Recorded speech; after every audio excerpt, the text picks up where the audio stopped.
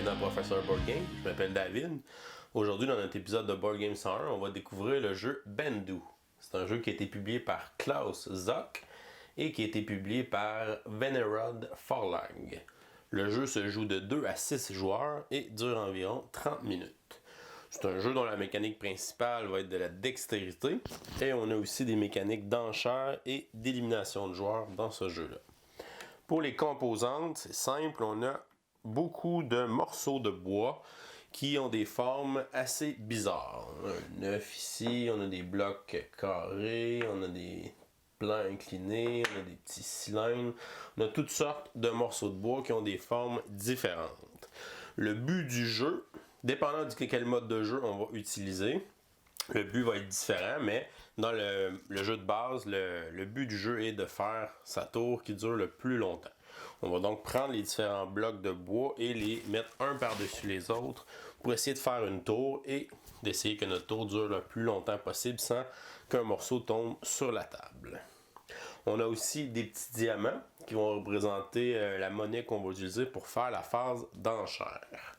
On va y aller avec une partie à 3 joueurs. Chacun des joueurs va commencer avec 10 diamants au début de la partie. Le joueur le plus jeune va commencer. Dans ce jeu-là, on a 2 façons de faire l'enchère. La première façon de faire une enchère, le joueur va choisir une pièce et va faire une enchère normale sur cette pièce-là. Il va dire, moi je veux cette pièce-là, je vais mettre un diamant.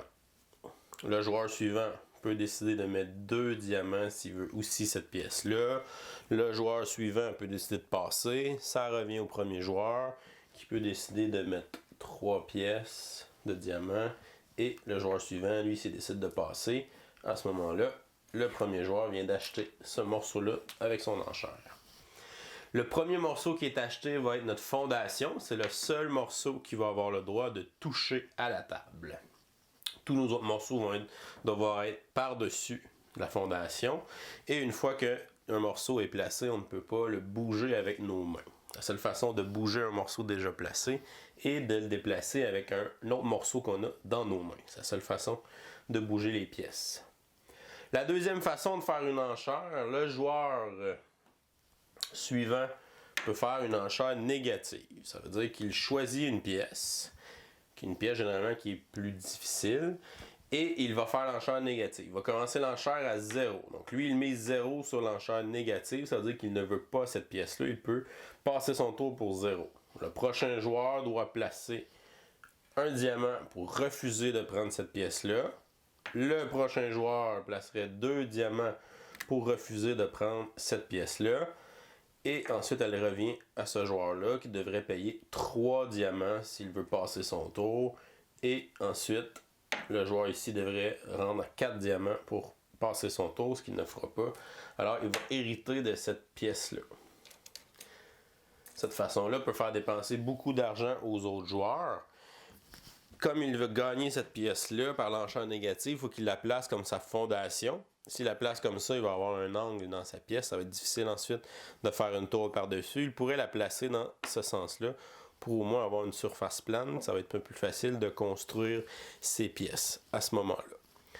Les joueurs font leur tour un à la suite de l'autre. À chaque fois qu'un joueur commence son tour, il va choisir quelle enchère il veut faire. Est-ce qu'il veut faire une enchère positive? Est-ce qu'il veut faire une enchère négative avec la pièce qu'il choisit? Les tours vont se succéder comme ça et les joueurs vont construire leur tour avec les différents blocs, un par-dessus les autres, sans que les morceaux ne touchent à la table. Si un joueur veut placer un morceau et que le morceau tombe sur la table, ce joueur est éliminé de la partie et les joueurs restants vont continuer la partie jusqu'à ce qu'il ne reste qu'un seul joueur avec sa tour qui est debout sur la table. Il existe quelques variantes de jeu pour le jeu Bendu.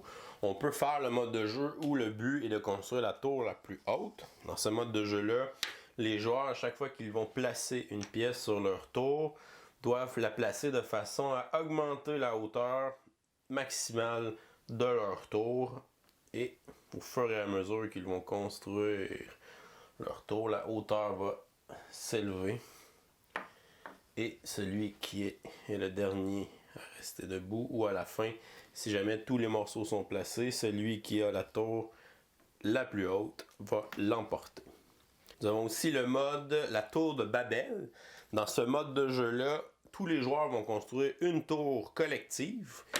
Le premier joueur va placer la fondation. Par la suite, le joueur suivant va choisir une pièce, va venir la placer sur la tour. Le joueur suivant fait la même chose. On continue à placer des pièces sur la tour. Et à un moment donné, on va placer des petites pièces qui sont difficiles à voir ou qui sont faciles à faire tomber. Et lorsqu'un joueur va faire tomber une pièce sur la table, le joueur précédent va gagner un diamant. Et le premier joueur à se rendre à 5 diamants va emporter la partie de la tour de Babel. Quand la pièce tombe sur la table, on peut décider soit de continuer avec ce qui nous reste comme tour pour continuer la partie, ce qui est plus rapide selon moi, ou on peut tout simplement recommencer une nouvelle tour par la suite, et jusqu'à temps qu'un joueur ait 5 points. C'était des variantes du jeu Bandu. Je vous reviens avec mon opinion sur ce jeu. Qu'est-ce que je pense du jeu Bandu? On va regarder les composantes. Pour les blocs de bois, c'est important qu'ils soient vraiment solides parce qu'ils vont tomber de notre tour, vont se cogner sur la table. Des fois, ils vont même tomber en bas de la table, se cogner sur le sol. Alors, ils sont vraiment d'une bonne solidité, ils sont vraiment d'une bonne qualité pour tous les blocs de bois qui sont dans le jeu. Pour les petits diamants qui font l'argent pour les enchères, sont d'une bonne grosseur, sont assez visibles aussi, ça c'est très bien pour les composantes. Au niveau artistique, on n'a pas beaucoup de dessins ou de couleurs dans le jeu. On aurait peut-être pu faire les pièces de différentes couleurs pour ajouter là, un petit peu de couleur dans le jeu, mais sinon il n'y a pas grand-chose à ce niveau-là. Au niveau de la complexité du jeu, un jeu qui est très simple, s'explique en 2 minutes. C'est un jeu que même des non-gamers peuvent facilement commencer à jouer à ce jeu-là.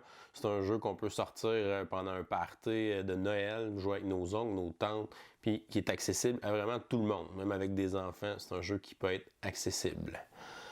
Pour le nombre de joueurs, le jeu se joue de 2 à 6. C'est un jeu 2 à 6, mais on pourrait dépasser cette limite-là. C'est juste que ça serait peut-être un petit peu plus long. Mais sinon, il est vraiment le fun avec n'importe combien de joueurs. Peut-être un peu moins le fun à 2 joueurs. Donc 3 et plus pour ce jeu-là, d'après moi, c'est ça qui est le mieux. Mon appréciation de jeu-là, je vais lui donner un gros B+.